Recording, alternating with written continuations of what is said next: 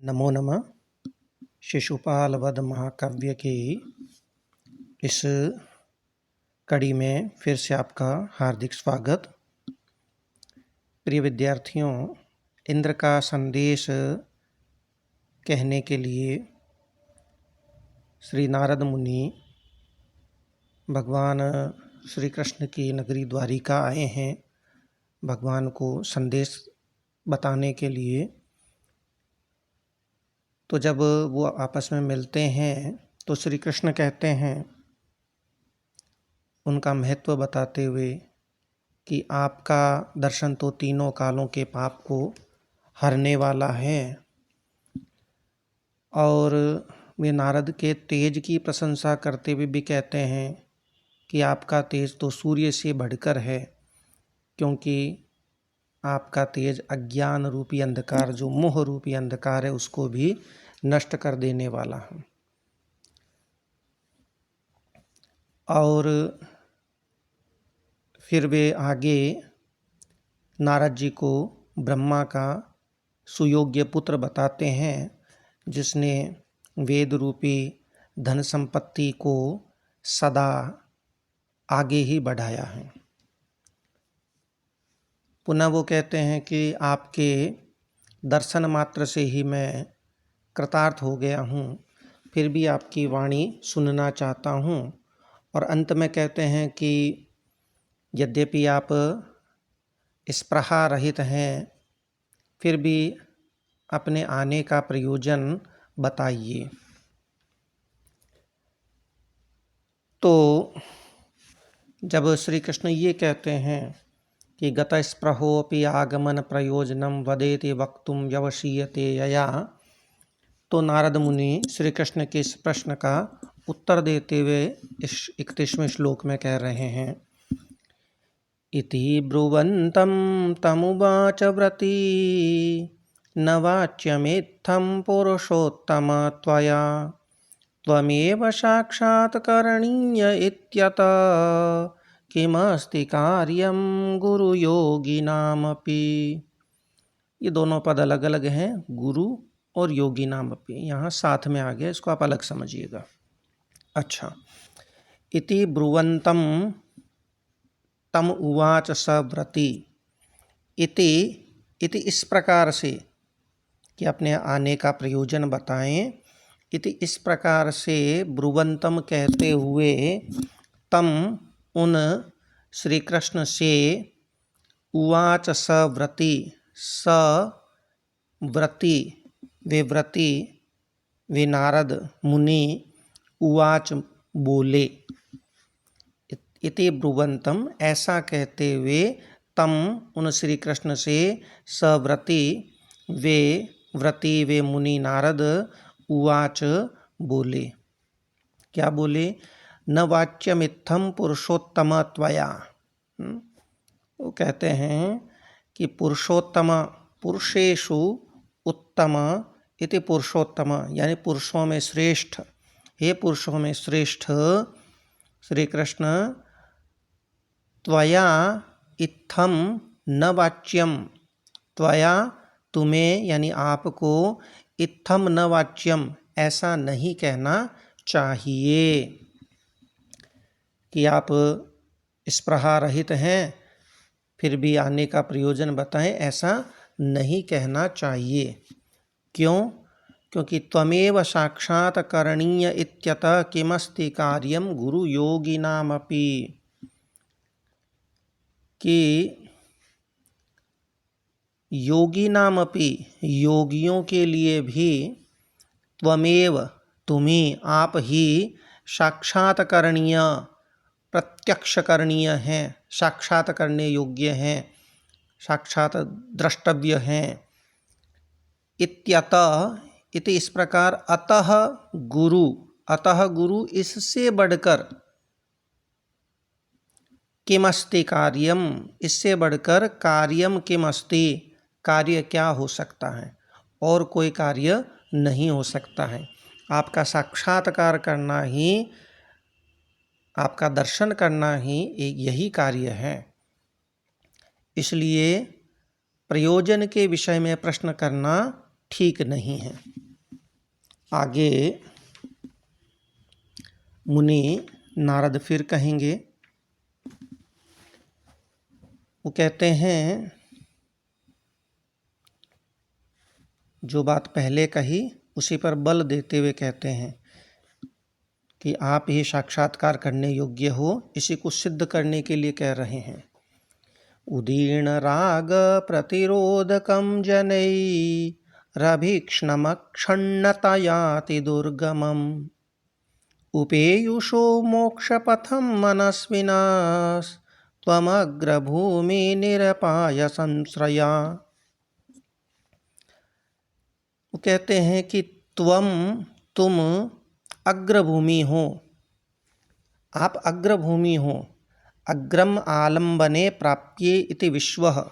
कोश ये कहता है कि जो अग्र शब्द है वो आलम्बन के लिए तो प्रयुक्त होता ही है, प्राप्य अर्थ में भी प्रयुक्त होता है। तो यहाँ प्राप्य अर्थ है। अग्रभूमि यानी प्राप्य भूमि, प्राप्य स्थान, आप ही पाने योग्य स्थान हैं। और स्थान भी कैसे, भूमि कैसे, निरपाय संश्रया। निरपाय, निरपाय कहते हैं पुनरागमन से रहित, संश्रय प्राप्ति वाले, अग्रभूमि हो, प्राप्तव्य स्थान हो। किन के लिए? मनस्विना, मनस्वी व्यक्तियों के लिए, धीर पुरुषों के लिए आप ही पुनरागमन से रहित पाने योग्य स्थान हो। कैसे मनस्वी के लिए? उपेयुष, उपेयुष यानी प्राप्त, प्राप्त हुए। किसको प्राप्त हुए? मोक्ष पथम उपेयुष, मोक्ष के पथ को प्राप्त हुए, मोक्ष के मार्ग को प्राप्त हुए मनस्वी के लिए आप ही अग्रभूमि हो, पुनरागमन से रहित पाने योग्य स्थान हो। और मोक्ष का पथ कैसा है? उदीर्ण राग प्रतिरोधकम, उदीर्ण बढ़ी हुई जो राग है, आसक्ति है, विषयों के प्रति जो अनुराग है, वह जिसमें प्रतिरोधक है, रुकावट है, बाधक है, ऐसे। तो बढ़ी हुई राग जिसमें, बढ़ा हुआ अनुराग जिसमें प्रतिरोधक है, रुकावट है। क्योंकि राग विषयों के प्रति यदि आसक्ति होगी तो व्यक्ति मोक्ष की तरफ जा ही नहीं सकता। मोक्ष के प्रति जब व्यक्ति गमन करता है तो सबसे बड़ा जो प्रतिरोधक होता है, जो रुकावट होती है, वह बढ़ा हुआ राग ही होता है, विषयों के प्रति बढ़ी हुई आसक्ति ही होती है। तो मोक्ष पथ का एक तो ये विशेषण हो गया।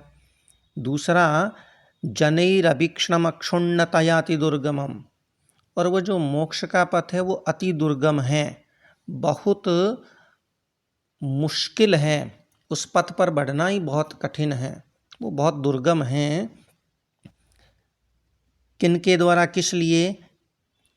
जनई, लोगों द्वारा, अभीक्षणम, अभीक्षण निरंतर, अक्षुण्णतया, अभ्यस्त न होने के कारण, क्षुण्णतया न होने के कारण, अब अक्षुण्णतया है यहाँ, अक्षुण्ण होने के कारण, अभ्यस्त न होने के कारण, अति दुर्गम, मम अत्यंत दुर्गम, मोक्ष पथम उपेयुष, मोक्ष पथ को प्राप्त हुए मनस्विना, मनस्वी व्यक्ति के लिए, निरपाय संश्रया, पुनरागमन से रहित, त्वम अग्रभूमि, आप अग्रभूमि हो, प्राप्तव्य स्थान हो। संपूर्ण अर्थ देखते हैं। उदीर्ण राग प्रतिरोधकम, बढ़ा हुआ राग, विषयों के प्रति आसक्ति, प्रतिरोधक है, रुकावट है जिसमें, ऐसे। और जनई, लोगों द्वारा, अभीक्षणम, निरंतर, अक्षुण्णतया, अभ्यस्त न होने के कारण, अति दुर्गमम, अत्यंत दुर्गम जो है, ऐसे मोक्ष पथम उपेयुष, मोक्ष के पथ को प्राप्त हुए, मोक्ष के मार्ग को प्राप्त हुए मनस्विनः, मनस्वी के लिए, धीर पुरुष के लिए, त्वम तुम क्या हो? निरपाय संश्रया, अग्रभूमि हो। निरपाय संश्रया, पुनरागमन से रहित, प्राप्ति वाली, अग्रभूमि हो, प्राप्तव्य स्थान हो। तो आप ही मोक्ष मार्ग पर बढ़ने वाले व्यक्ति के लिए एकमात्र लक्ष्य हो, एकमात्र प्राप्तव्य स्थान हो। तो आप ही साक्षात्कार करने योग्य हुए। पुनः अगले श्लोक में सांख्य दर्शन की दृष्टि से श्री कृष्ण का वर्णन करते हुए नारद मुनि उन्हें पुरातन पुरुष कहते हैं, आदि पुरुष कहते हैं, पुराण पुरुष कहते हैं।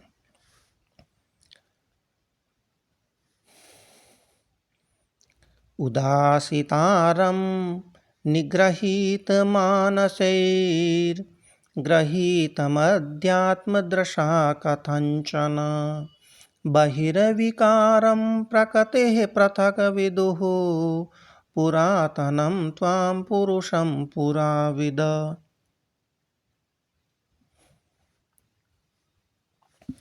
अर्थ देखते हैं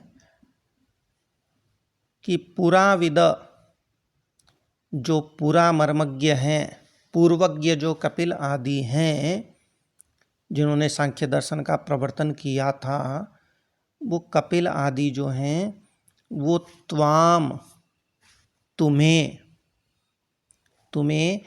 निगृहीत मानसई जिन्होंने अपने मन को निग्रहित कर लिया है, वश में कर लिया है, ऐसे योगियों के द्वारा अध्यात्म दृशा कथंचन ग्रहीतम, अध्यात्म दृशा आध्यात्मिक दृष्टि से, उपनिषदों की दृष्टि से, कथंचन ग्रहीतम किसी प्रकार ग्रहण किया हुआ, किसी प्रकार साक्षात किया हुआ। कथंचन का मतलब है बड़ी मुश्किल से किसी प्रकार, ग्रहीतम ग्रहण किया हुआ, साक्षात किया हुआ।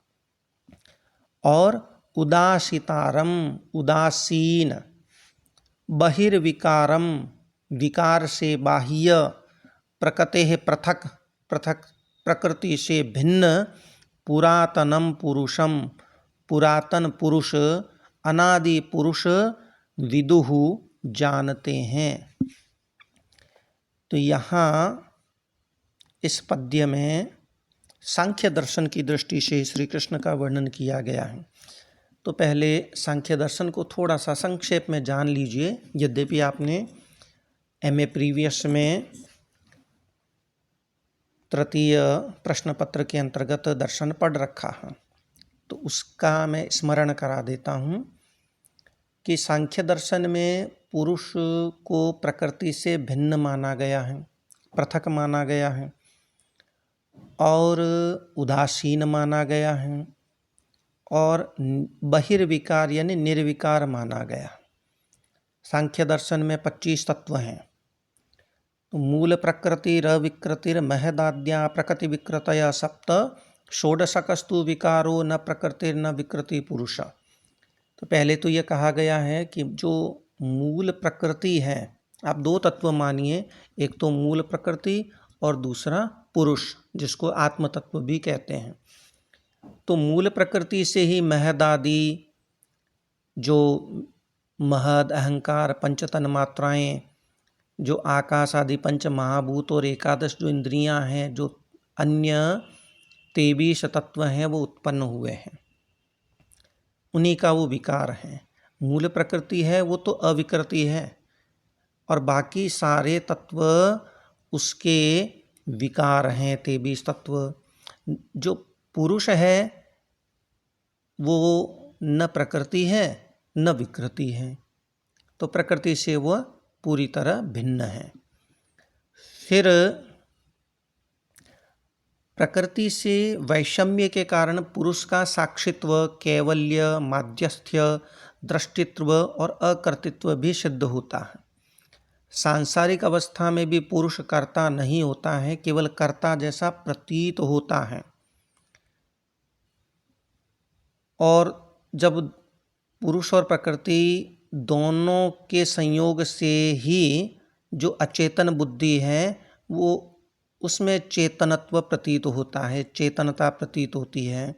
और उसी कारण प्रकृति गुणों के वस्तुतः कर्ता होने पर भी उदासीन जो पुरुष है वही कर्ता जैसा प्रतीत होने लगता है। तो जो पुरुष हैं एक तो उदासीन है। उदासीन का मतलब अलग थलग रहने वाला नहीं, उदासीन का मतलब है उसमें कर्तृत्व नहीं है, वो क्रिया शून्य है। क्रिया किस में है? वो प्रकृति में है। दूसरा पुरुष कैसा है? वो बड़ी कठिनाई से ग्रहित किया जाता है, साक्षात किया जाता है।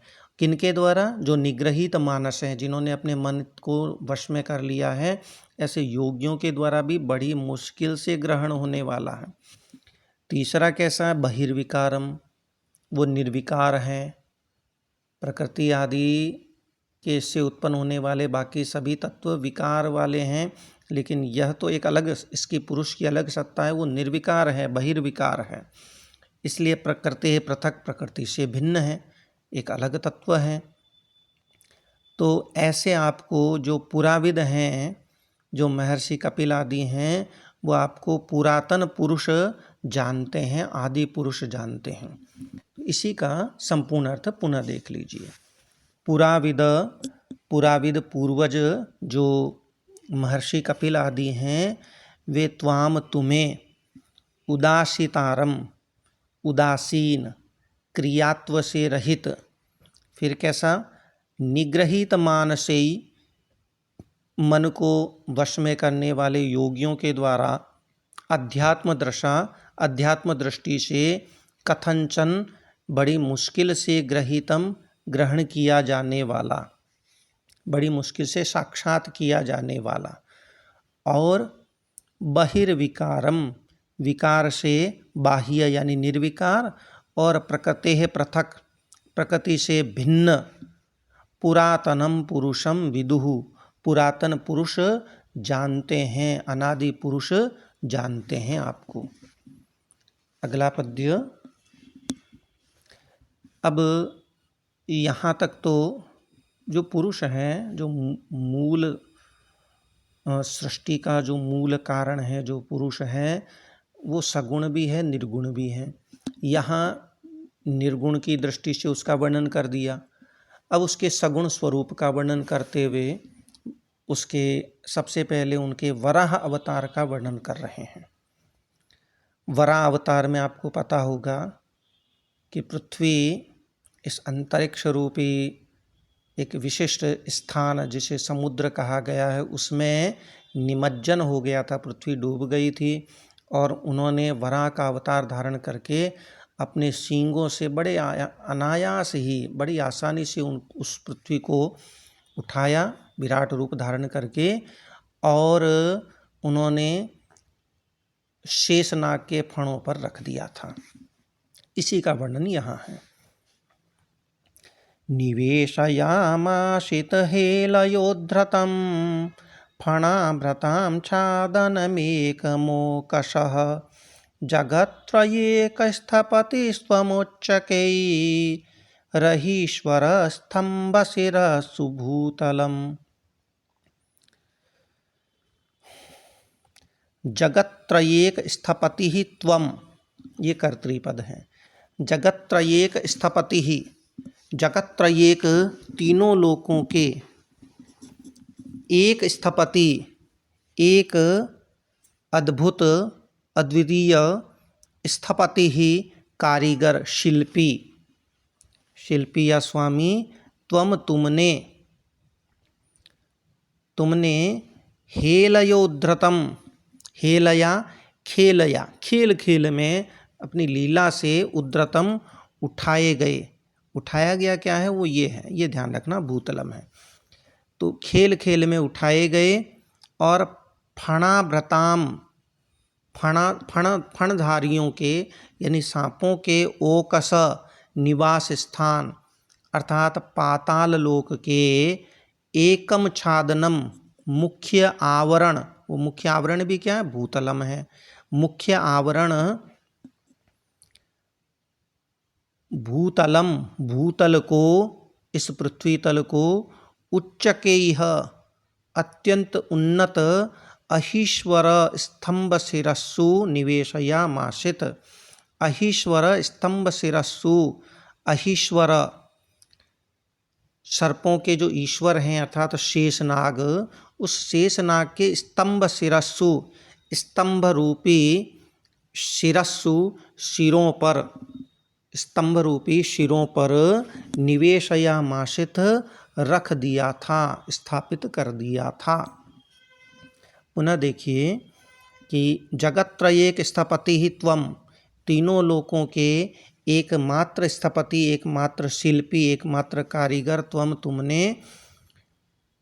तुमने हेलयो उद्रतम, खेल खेल में उठाए हुए, और फणाव्रताम ओकस, फणाधारियों के, सांपों के, ओकस निवास स्थानस्य, निवास स्थान अर्थात पाताल लोक के, एकम छादनम मुख्य आवरण, भूतलम भूतल को, उच्चकैः अत्यंत ऊंचे, अहीश्वर स्तंभ शिरस्सु, शेषनाग, अहीश्वर शेषनाग के स्तंभ शिरस्सु, स्तंभ रूपी शिरों पर निवेशयामासित रख दिया था।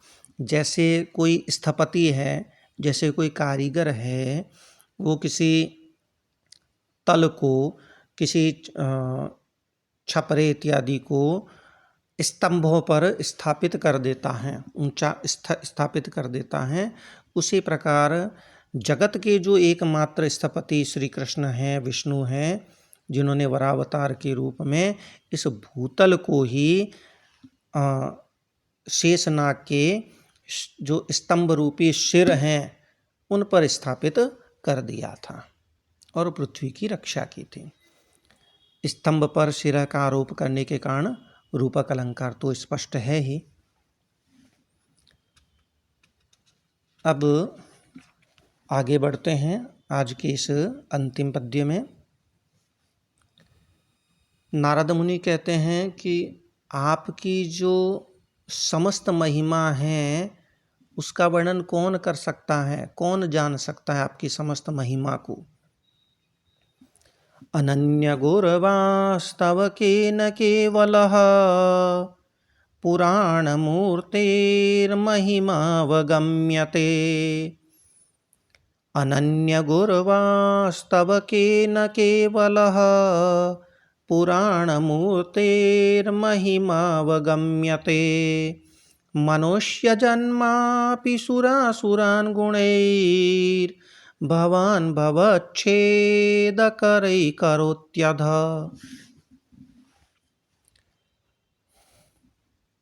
अनन्य गुर्वाः पुराण मूर्तेः तव, तव पुराण मूर्तेः, यहाँ षष्ठी विभक्ति है। अनन्य गुर्वाः असाधारण गौरव वाले, या अनन्य गुर्वाः, अनन्य गुरु शब्द की षष्ठी का रूप है। न विद्यते अन्यो गुरु यस्या तस्या अनन्य गुर्वाः, यानी जिसका कोई गुरु नहीं है ऐसी तब तुम्हारे, ऐसे तब तुम्हारे पुराण मूर्ते, पुराण मूर्ति का, आपके चिरंतन स्वरूप की जो महिमा है, केवल महिमा, केवल महिमा, केवल शब्द एक के अर्थ में भी आता है और कृत्स्न अर्थ अर्थात संपूर्ण अर्थ में भी आता है। तो यहाँ केवल महिमा, समस्त महिमा, संपूर्ण महिमा, केन अवगम्यते, किसके द्वारा जानी जा सकती है। विद्यार्थियों, जो महिमन शब्द है, जिसका रूप प्रथमा विभक्ति एक वचन में महिमा बना हुआ है, महिमा, महिमानो, महिमान, ये पुल्लिंग का शब्द है, आप ये इसको अच्छी तरह से जान ले, इसलिए उसका विशेषण केवल पुल्लिंग में आया है। तो अनन्य गुर्वाः असाधारण गौरव वाले अथवा जिनका कोई गुरु नहीं है ऐसे, तब तुम्हारे पुराण मूर्ते है, चिरंतन स्वरूप की केवल महिमा, समस्त महिमा, केन अवगम्यते, केन किसके द्वारा, अवगम्यते जानी जा सकती है, किसी के द्वारा भी नहीं जानी जा सकती है। क्यों? इसका कारण बताते हैं कि मनुष्य जन्मापि सुरासुरान् गुणैर् भवान् भवच्छेद करोत्यधः, कि मनुष्य जन्मापि, मनुष्य जन्मा होकर भी आपने मनुष्य के रूप में जन्म लिया है, इसलिए कहते हैं कि मनुष्य रूप में जन्म लेकर भी, मनुष्य जन्मा होकर भी भवान, आप मनुष्य जन्म लेकर भी आप भवच्छेद करई, भवच्छेद करई, भव कहते हैं संसार को, छेद करई नष्ट करने वाले। जो हम जन्म लेते हैं, सांसारिकता में फंसते हैं, हमारा आना जाना है, यही संसार है। ये संसरण जो है, जन्म लेना और मरना, यही संसरण ही संसार है। तो उस भवच्छेद करी, उस संसार को नष्ट करने वाले, मोक्ष प्रदान कराने वाले, गुणैः, गुणों के द्वारा आप क्या हैं, सुरासुरान, सुर और असुर सभी को करोति अधः, अधः करोति, अधः कर रहे हैं, तिरस्कृत कर रहे हैं। अब ये देखिए कि आप मनुष्य रूप में होकर के भी अपने सांसारिकता को नष्ट करने वाले गुणों से सुर और असुर सभी को तिरस्कृत कर रहे हैं।